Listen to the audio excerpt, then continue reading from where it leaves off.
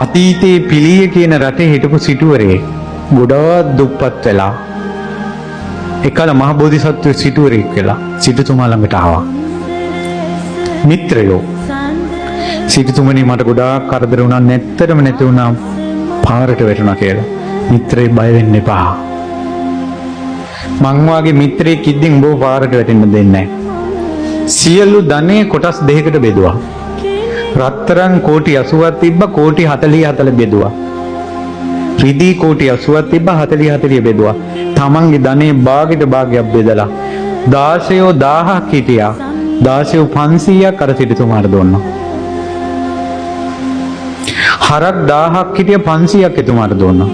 කරත්ත 1000ක් තිබ්බා, කරත්ත 500ක් දීලා ආයෙත් අර මාලිගාවට යවුවා.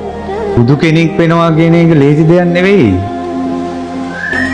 ඒ අත්හැරීම, ඒ ත්‍යාගය, ඒ උපකාරය, ඒ දයාව නම් වෙන්නවත් බෑ අපිට. අපි මේ බුදුරජාණන් වහන්සේගේ ශ්‍රාවකයෝ වුණා.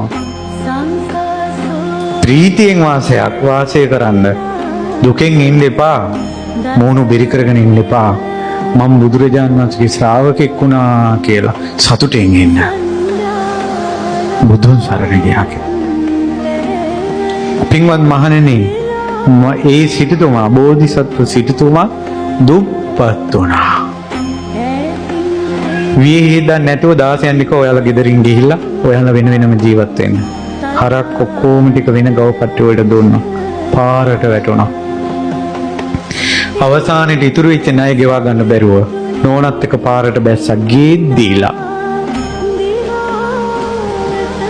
අනුන්ට පුළුවන් කාලේ අනිත් අයට හොඳට උදව් කරගෙන ඉන්න මිනිස්සෙක් බෝධිසත්වයොත් පාරට වැටුණා නම් අපි ගැන නවරත්තා. පික්මත් මහණෙනි, මාගේ බිරිඳ මතක් කළා, ස්වාමීනි අපි කලින් අර සිටුතුමාට උදව් කළානේ, අපි එහෙට යමුද? පාරේ මැරෙන්නේ නැතුව යන් කිව්වා. නෝනාගේ වචනෙට ගියා. ගිහිල්ලා සිටුතුමා මුණ ගෙහින්න ආවේ කිව්වා. දැන් මතකයි නේද අර කලින් ලැබුණ උපකාරය? ගිහිල්ලා කිව්වා අහවල් රටේ සිටුතුමා ඇවිල්ලා ඉන්නවා කියලා කියන්නේ කියලා. අර පිළිය සිටා පණිවිඩයක් කිව්වා, එහෙම එකෙක් මං අදවන්නේ නැහැ කියලා. ඊට පස්සේ ගියේ එක්කෙනාට කිව්වා මට පොඩ්ඩක් මුණ ගෙහින්න දෙන්න කියලා. ගෙන්නගෙන ආවා. ඊට පස්සේ කිව්වා සිටුතුමනි අපි අහවල් රටේ අහවල් සිටුතුමා. මම අඳුරන්නේ එහෙම කෙනෙක් නෑ. එහෙම මොකක් හරි වෙන්න නමක් වෙන්නේ මම අඳුරන්නේ නෑ කිව්වා. මොකද උඹලා ආවේ? කිව්වා අනේ සිටුතුමනි අපි පාරට වැටෙන මොකුත් නෑ, අපිට ගොඩක් කරදර වුණා. ඉතින් අපිටත් දෙන්න මහ ලොකු දෙයක් නෑ. මේ මිනිස්සු මේ වරෙන් කිව්වා වෙන මිනිස්සුකට කතා කළා. මෙන්න මේ මිනිස්යාගේ කරේ තියෙන සලුවට වීපතක් දාලා දීපන් කිව්වා. අන්න ඔතන තමයි හිතුණා කියන්නේ ගන්දෝ නොගන්දෝ කියලා සිතුනේ මට. දැන් අර වීපත ගන්නවද නැද්ද කියලා හිතුණා. අපි ගහක් හදලා ඒ ගහේ අපි කියන්නකෝ අපි කුඹුර වී වැපරුවා කියලා. අස්සයන් අඩුයි. අස්සයන් අඩුයි කියලා කෙනෙක් කුඹුරට ගිනි තියනවා. කෙනෙක් අස්සයන් අඩුයි තමයි නමුත් ලැබුණ දෙන්නේ කියලා ගන්නවා. සත්පුරුෂයා කවුද? ලැබුණ දේ ගන්න එක්කන. ඉගෙන ගත්තේ නැතත් රජෙක් නොවුනත් කම්මැලියෙක් වෙලා ගෙදර බුදියාගෙන හිටියත් ඒ දරුවා ගැන දරු කැක්කුමක් තියෙන නිසා නේද අම්මා අප්පා කන්න දෙන්නේ. මහා බෝධිසත්ව හිතුව කියනවා ලැබෙන දේ ගන්න එක සත්පුරුෂකම කියලා. අරයා කෙලෙහි ගුණේ නැති කරගත්තට මම මගේ ගුණේ නැති කරගන්නේ නැහැ කියලා වීපත ගත්තා කියනවා. මං අහන්නේ මේ දන් සභා මණ්ඩපයේ මිනිස්සුෙකුට ඕක කරන්න පුළුවන්ද? මං හිතුවා මට නම් බෑ ඕක කරන්න කියලා.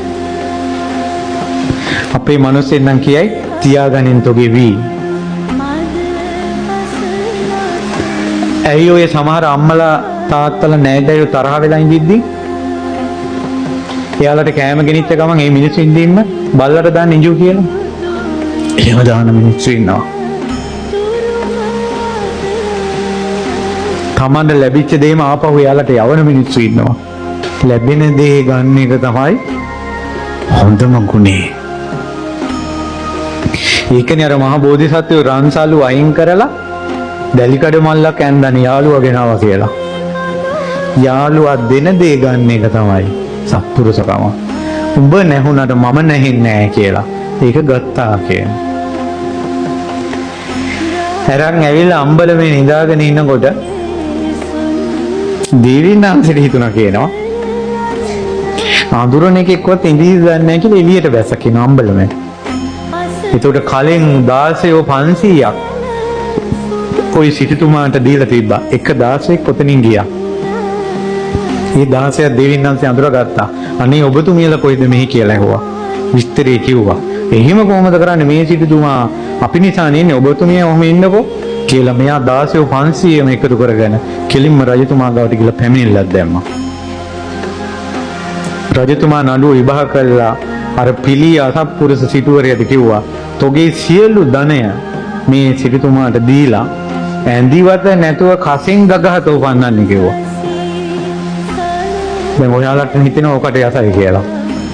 මගේ බුදුරජාණන් වහන්සේට හිතුන්නේ නැහැ. බෝධිසත්වයෝ කියනවා මහරජතුමනි අනේ එපා.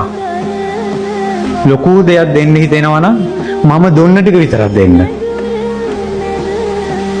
අර 40 කෝටි එච්චරක් දෙන්න මට වැඩිපුර එපා. ඒ වගේ අය පින්වතුනි නිවන් දැක්කේ. ඒ වගේ අය සම්බුදුනේ. ඒ නිසා දරුවන්ට කෙලෙහි ගුණ නැති වුණාට ඔයාලගේ කෙලෙහි ගුණ නැති කරගන්න එපා.